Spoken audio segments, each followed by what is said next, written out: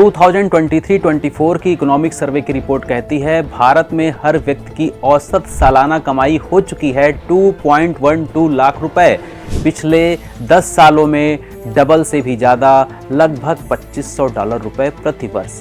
भारत की जीडीपी 2023-24 में 8.2% बढ़ी और अगले साल भी सबसे तेजी से बढ़ती अर्थव्यवस्था बनी रहेगी भारत की इकोनॉमी 5वीं सबसे बड़ी इकोनॉमी बन गई है। भारत की अर्थव्यवस्था $4 ट्रिलियन पहुंचने के करीब है, लेकिन यहाँ पर हमारा सेवन सेंस एक्टिव हो जाना चाहिए कि यह $4 लाख करोड़ की मलाई क्या सबको समान रूप से खाने को मिल रही है? यह कुछ के हिस्से में मलाई ही मलाई तो कुछ के हिस्से में खुरचन भी नहीं।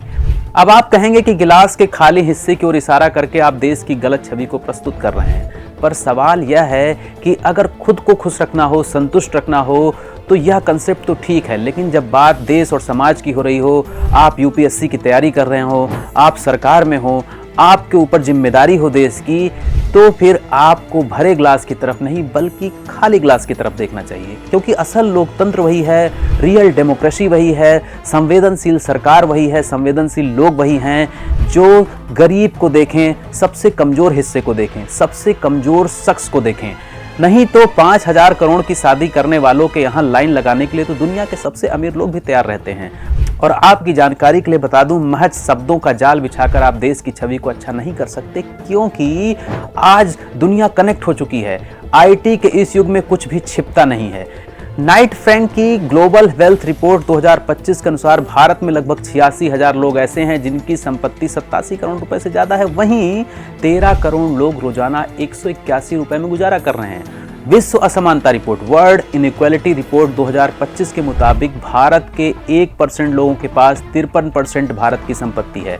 वहीं 2023 में ऑक्सफैम इंडिया की रिपोर्ट कहती थी कि 1% लोगों के पास 40% संपत्ति थी 2023 में, मतलब कि उनकी संपत्ति इधर 13% और बढ़ी। वहीं 2022 में 5% लोगों के पास देश की 60% संपत्ति थी, अब 1% लोगों के पास ही ज्यादातर संपत्ति है, मतलब कि अमीर और अमीर हो रहा है और संपत्ति का संकुचन तेजी से ऊपर की ओर हो रहा है। इसी रिपोर्ट में बताया गया कि 2017 से 21 के बीच में लगभग 1.8 लाख करोड़ रुपए गौतम अडानी ने जुटाए, जो कि भारत के विद्यालयों के 50 लाख से अधिक शिक्षकों को 1 साल तक का वेतन देने के लिए पर्याप्त है। अगर भारत के अरबपतियों की संपत्ति पर 2% का टैक्स लगाया जाए तो कुपोषित लोगों को खाना खिलाने के लिए 40,000 करोड़ रुपए इकट्ठे हो जाएंगे।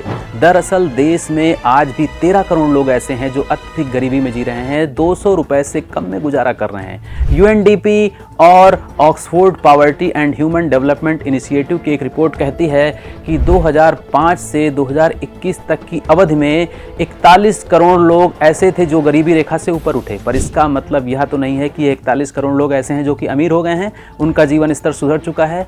तमाम रिपोर्ट यह दर्शा रही है कि प्रति व्यक्ति आय बढ़ रही है, देश तरक्की कर रहा है, लेकिन यह नहीं बता रही कि पैसा गिने चुने हाथों में सिमट रहा है। समस्या यह नहीं है कि अमीर अमीर हो रहा है, बल्कि समस्या यह है कि गरीब और गरीब होता जा रहा है। यहाँ पर सीधे सीधे ऐसे समझिए कि अगर किसी मोहल्ले के 1% लोगों के घर में नोट ही नोट भरे हों और बाकी का मोहल्ला फांके मार रहा हो, तो क्या पूरे मोहल्ले को अमीर कहा जा सकता है? तो फिर जब देश के 1% लोगों के पास देश की 53% संपत्ति है, तो पूरे देश को हम सशक्त कैसे कह सकते हैं?